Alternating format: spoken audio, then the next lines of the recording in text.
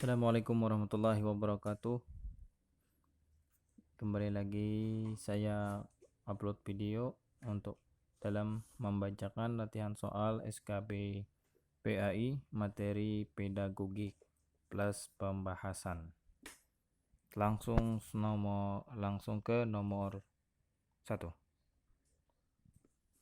Salah satu upaya yang dilakukan guru dalam melaksanakan langkah-langkah perbaikan pembelajaran yang telah dirancang melalui penelitian tindakan kelas antara lain: A.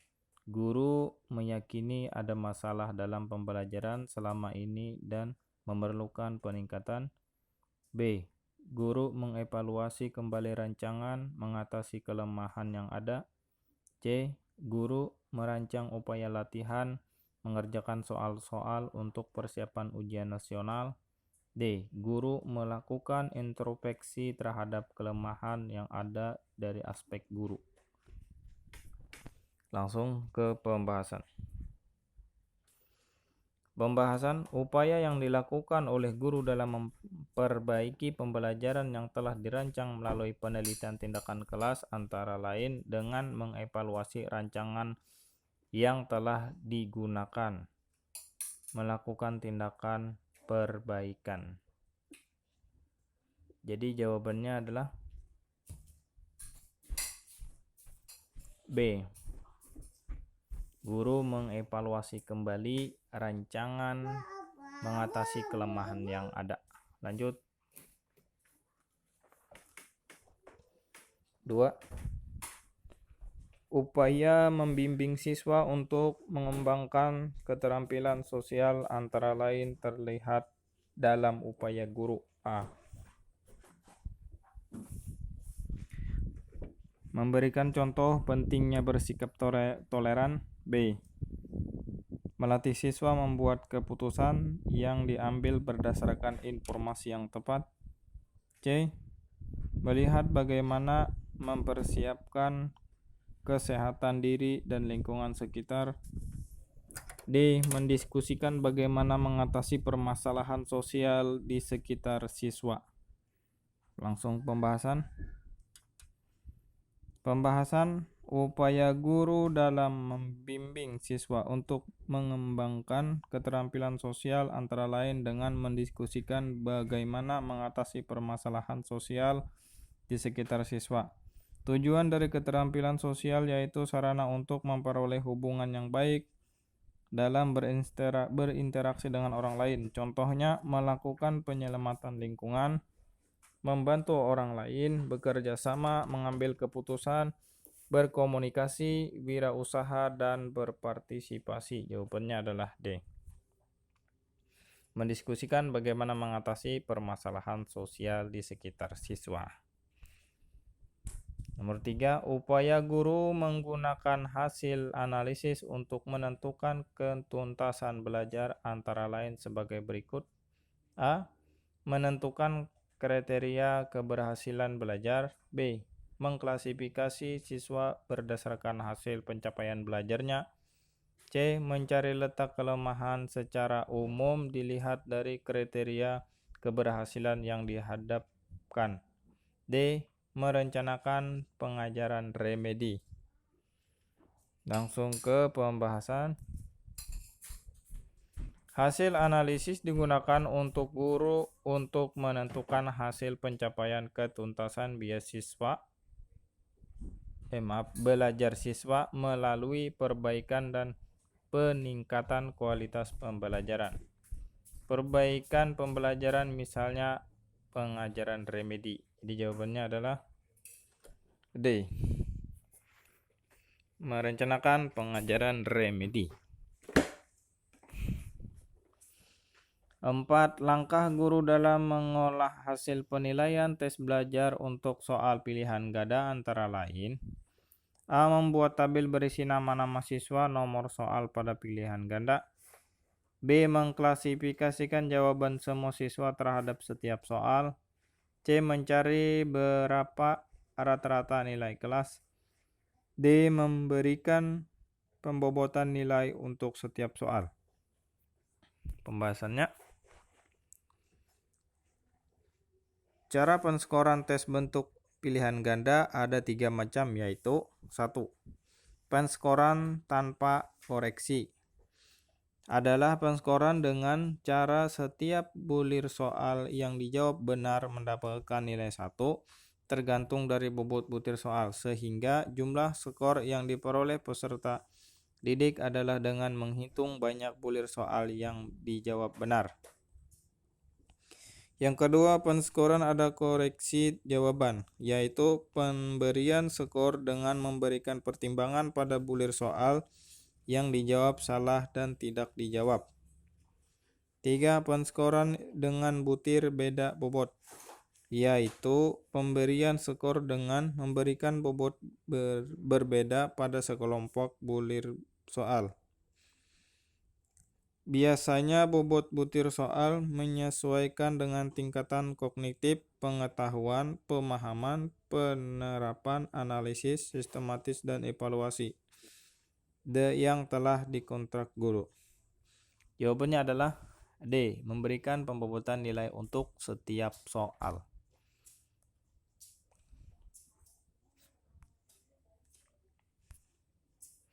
5. Kemampuan proses berpikir untuk mengoperasikan kaidah-kaidah logika tapi masih terkait dengan objek-objek bersifat kognitif merupakan ciri kemampuan anak berusia A. 1-2 tahun, B. 2-7 tahun, C. 7-11 atau 12 tahun, D. 11 atau 12 sampai 14 sampai 15 tahun. Ke pembahasan. Tahap operasional konkret usia 7-11 tahun mempunyai ciri berupa penggunaan logika yang memadai. Jawabannya adalah C. 6. Kegemaran anak akan dongeng atau cerita yang bersifat kritis seperti kisah perjalanan riwayat para pahlawan dan sebagainya merupakan ciri-ciri anak berusia A. 3-5 tahun, B. 6-8 tahun, C. 10-12 tahun, D. 15-18 tahun. Pembahasan. Pada masa anak-anak, individu sudah mengenal dan menguasai sejumlah perbendaharaan kata-kata. Usia sekitar 3-4 tahun, pembendaharaannya sekitar 300 dan pada usia sekitar 6-7 tahun mencapai 2.500 kata, bahkan lebih. Pada masa anak sekolah, menguasai keterampilan membaca dan berkomunikasi. Pada periode 6-8 tahun dengan senang hati membaca atau mendengar dongeng fantasi. Usia 10-12 gemar bercerita yang bersifat kritis. Jadi jawabannya adalah C. 7. Individu memandang apa yang diharapkan oleh keluarga, kelompok, masyarakat, dan bangsa, serta setiap mendukung aturan sosial bukan hanya untuk ketenangan tetapi disadari sebagai sesuatu yang berharga. Pernyataan tersebut merupakan tahapan perkembangan moral A. Prekonvensional, B. Konvensional, C. Postkonvensional, D. Interkonvensional. Jawabannya adalah pembahasan. Tingkat konvensional adalah tahap perkembangan moral dan aturan-aturan dan ungkapan-ungkapan moral dipatuhi atas dasar menuruti harapan keluarga, kelompok atau masyarakat. Pada tingkat ini terdapat juga 2 tahap, yaitu tahap orientasi kesepakatan antara pribadi atau disebut orientasi anak manis, serta tahap orientasi hukum atau ketertiban. Jawabannya adalah B. Konvensional. 8. Pandangan dan paham ketuhanan diterangkan secara rasional berdasarkan kaidah-kaidah logika yang bersumber pada tanda alam semesta sebagai pengejawatan atau manifestasi dari keberadaan dan keagungannya. Pernyataan ini merupakan tahapan perkembangan moral keagamaan pada masa A. Kanak-kanak, B. Anak sekolah, C. Remaja, D. Masa remaja akhir.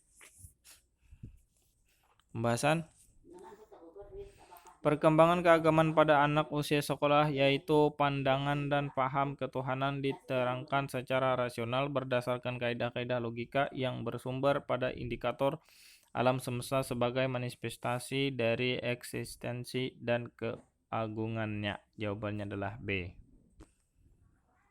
9. Beberapa siswa memiliki kecenderungan belajar serupa mengajarkan soal atau tugas dengan cepat tetapi hasilnya banyak salah.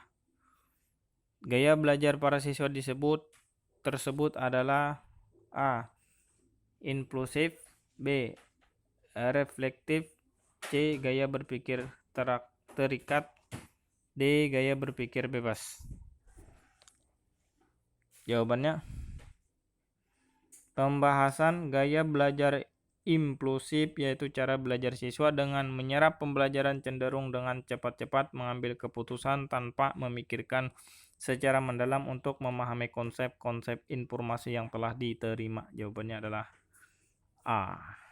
Impulsif.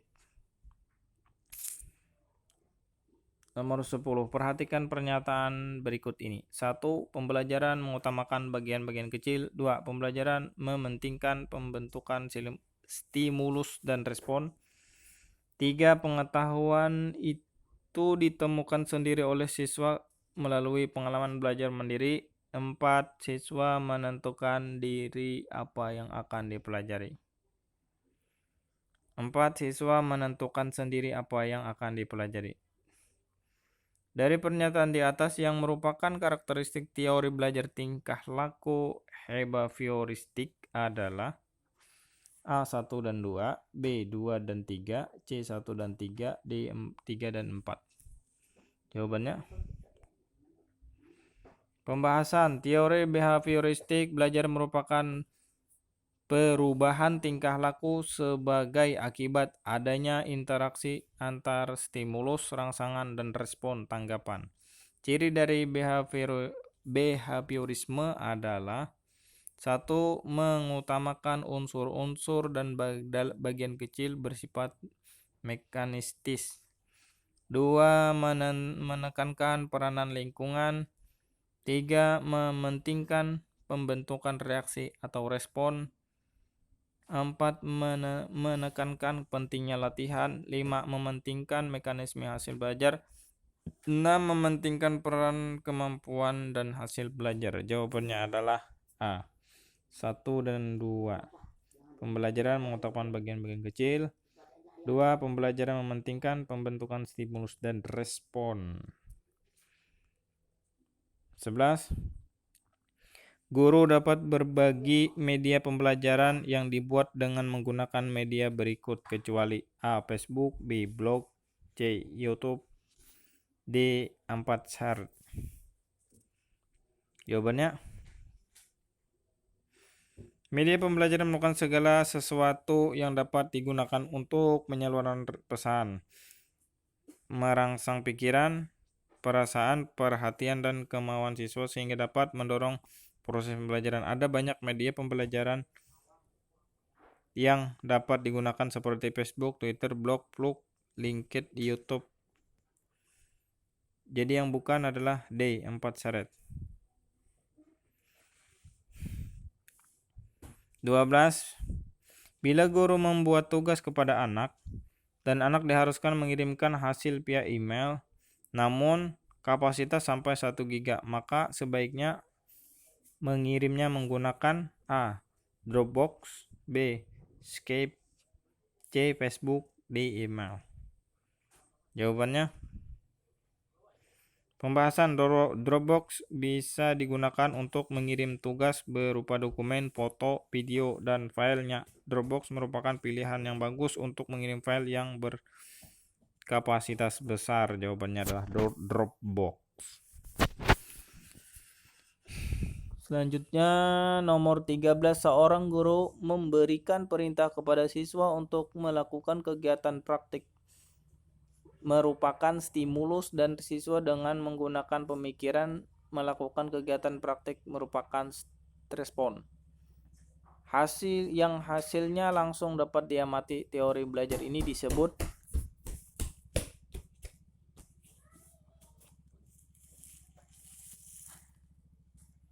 A. Konstruktivisme, B. Humanistik, C. Behavioristik, D. Sosial. Pembahasan teori behaviorisme mengungkapkan bahwa belajar adalah bentuk perubahan yang dialami siswa dalam hal kemampuan untuk bertingkah laku dengan cara yang baru sebagai hasil interaksi antara stimulus dan respon. Jawabannya adalah C. Behavioristik. 14. Guru berperan sebagai fasilitator dalam kelas untuk memberikan kemudahan belajar bagi para siswanya seperti mengatur dan menyediakan sumber-sumber untuk belajar, memotivasi siswa untuk berpikir kritis, serta berusaha memahami jalan pikiran siswa. Teori belajar semacam ini disebut teori belajar A. Behavioristik, B. Kognitif, C. Sosial, D. Humanistik. Jawabannya adalah pembahasan peran seorang guru dalam pembelajaran humanistik, yaitu menjadi fasilitator bagi para siswa didik, sedangkan guru memberikan motivasi, kesadaran mengenai makna belajar dalam kehidupan peserta didik. Guru memfasilitasi pengalaman belajar kepada si peserta didik dan mendampingi peserta didik untuk memperoleh tujuan belajar. Jawabannya adalah D. Humanistik. 15. Pengembangan RPP harus menggambarkan proses dan hasil belajar yang diharapkan dicapai oleh peserta didik sesuai dengan kompetensi dasar. Hal ini terdapat dalam komponen RPP, yaitu A. Kompetensi dasar, B. Materi ajar, C. Tujuan pembelajaran, D. Kompetensi inti. Jawabannya adalah pembahasan tujuan belajar, yaitu menggambarkan proses dan hasil belajar yang diharapkan dicapai oleh peserta didik sesuai dengan kompetensi dasar. Jawabannya adalah C. Tujuan pembelajaran. 16. Cooperative learning merupakan pendekatan pembelajaran yang memfokuskan kepada A. Real world learning, B. Belajar dalam kelompok kecil, C. Diskusi kelas, D. Belajar mandiri. Jawabannya adalah pembahasan belajar kooperatif. Cooperative learning merupakan model pembelajaran di mana siswa bekerja dalam kelompok-kelompok kecil secara kolaboratif beranggota 4-6 orang dengan struktur kelompok yang heterogen. Jawabannya adalah B. Belajar dalam kelompok kecil. Selanjutnya nomor 17. Prioritas utama yang harus dilakukan pada penyusunan rencana pembelajaran terpadu adalah A. Pemetaan kompetensi dasar, B. Penentuan topik, C. Penjabaran kompetensi dasar, D. Pengembangan silabus. Jawabannya adalah pembahasan langkah-langkah penyusunan silabus dan satuan pembelajaran terpadu, yaitu 1. Penetapan mata pelajaran, 2. Penetapan kompetensi dasar, 3. Penetapan hasil belajar dan indikator, 4. Penetapan tema, 5. Penetapan keterhubungan kompetensi dasar dengan tema. Jawabannya adalah C. Penjabaran kompetensi dasar.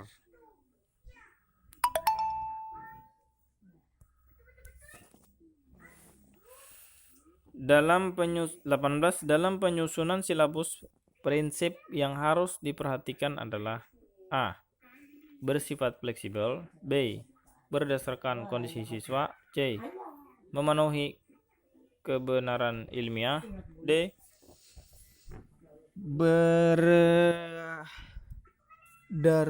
Berdasarkan kurikulum yang berlaku. Jawabannya adalah pembahasan prinsip yang harus diperhatikan dalam pembuatan silabus adalah mematuhi kebenaran ilmiah. Karena seluruh materi dan kegiatan yang menjadi muatan dalam silabus harus benar dan tepat dapat dipertanggungjawabkan secara keilmuan. Jawabannya adalah C. 10.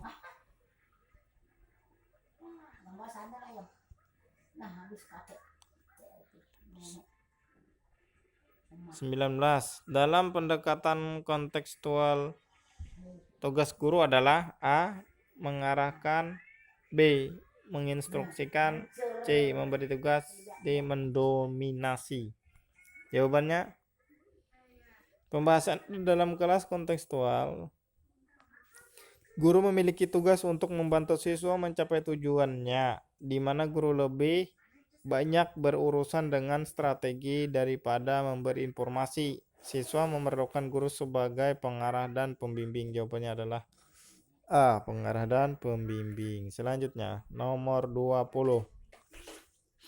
Pembelajaran yang menekankan pada